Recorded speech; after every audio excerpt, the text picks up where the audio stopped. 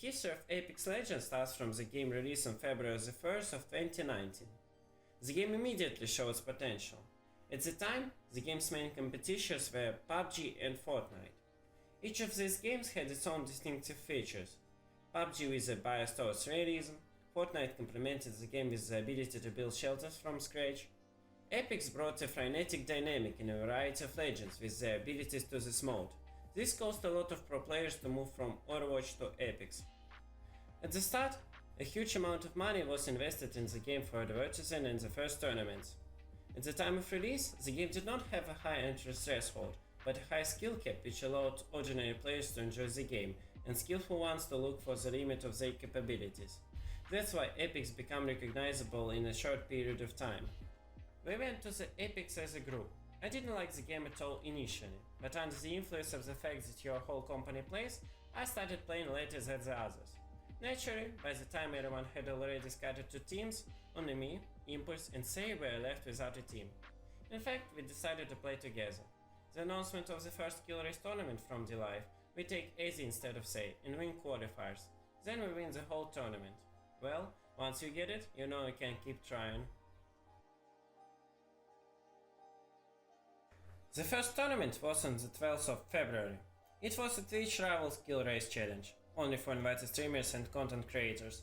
At the beginning, you couldn't create a private lobby, so first turners were like you have limited time, 2 hours for example, and your aim is press play button and kill everything you can see. If you killed more than your enemy, you won. Due to the lack of alternatives, the first Kill Race tournaments had a large prize pool that reached $71,000.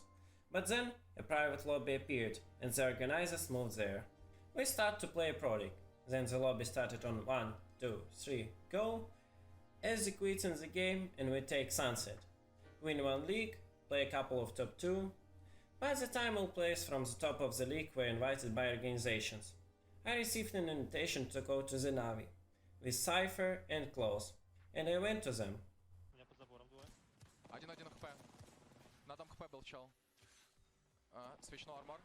Хлопу Кирюхи. Манга одно ломал. Рефа без армора на мне. Робот. Нок.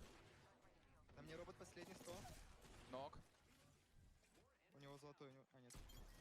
First tournament in the private lobby was TwitchCon Europe Showdown, which took place on April 13, 2019. It was huge, very huge. I mean, prize pool $350k.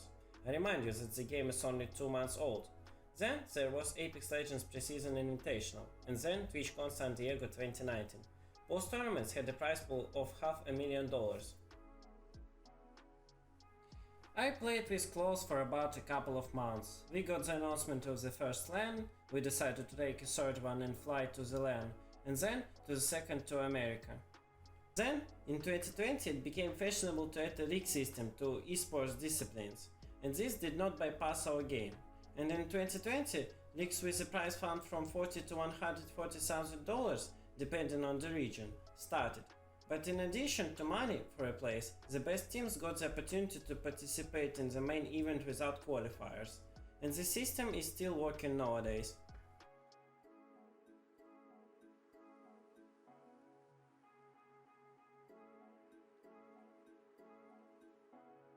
The game was initially good for esports, and the developers understood this and made new updates with a greater focus on the pro scene. Today, despite the growth in prize money and the audience, it's becoming more local. Large organizations no longer sign players, and it seems that the developers want to somehow develop and improve the esports component of the game, but they themselves do not understand what and how they want to do it. Previously, entering the professional scene was both easier and more difficult at the same time than now. There were fewer players and it was easier to become one of the best, but you had to prove that you really are the best and ready to play on the pro scene. But now it's much easier to become a good player, but to become the best and at the same time be noticed among many of the same great players has become much more difficult. Looking after so much time, I can say only one thing. Everything turned out somehow super quickly and somehow like in fairy tale or something like this. The tournaments were one after another, the organizations were really interested in signing good level players.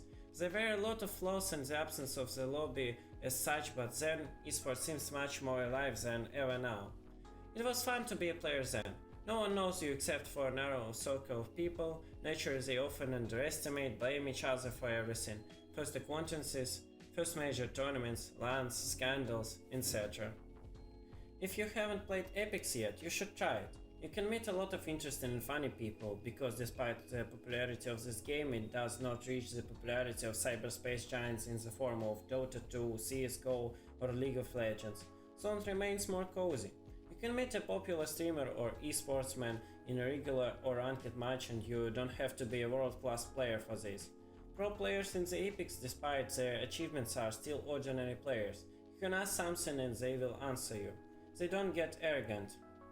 Subscribe to our channel, hit the like button, and write in the comments what game we should introduce in the next videos. Special thanks to PKMK for helping and providing knowledge. So, see you next time!